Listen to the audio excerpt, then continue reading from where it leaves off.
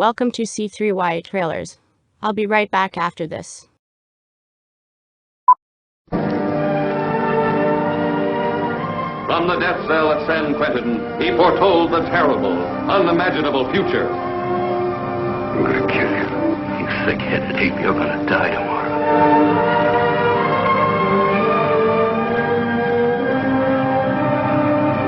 Indestructible, because the scientific experiment that brought him back from death made his skin as tough as armor plate and released every killer's instinct stored up in his demented mind. Spawn of science, he begins an irresistible campaign of vengeance, terrorizing the men whose lying testimony had sent him to the gas chamber, torturing the burlesque dancer who once had loved him and now wanted to divert him from his path of hate. You're free to go, Mr. Lowell. Once out on those streets and I'm a dead man. You let me go, you'll be responsible for murder. You know the Butcher threatened to kill me.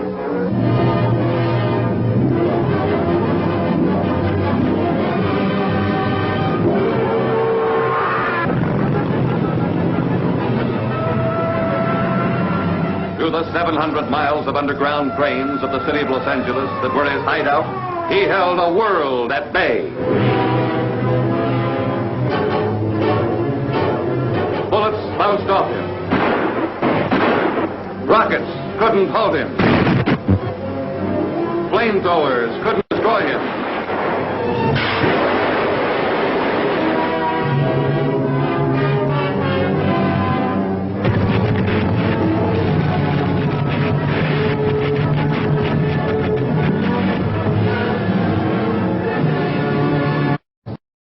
After being double-crossed by his two partners in crime and his attorney, Benton is captured and receives the death penalty.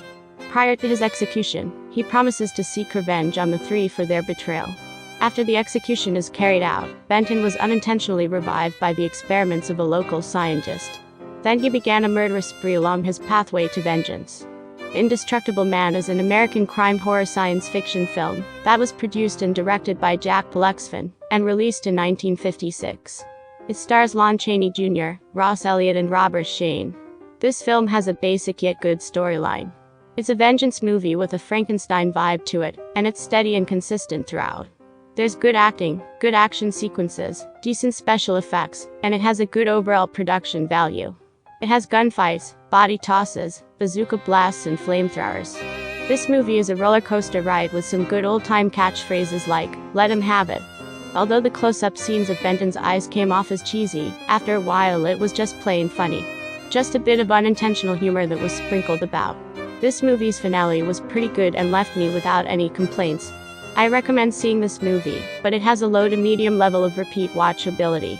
I give this movie 2.5 stars out of 5.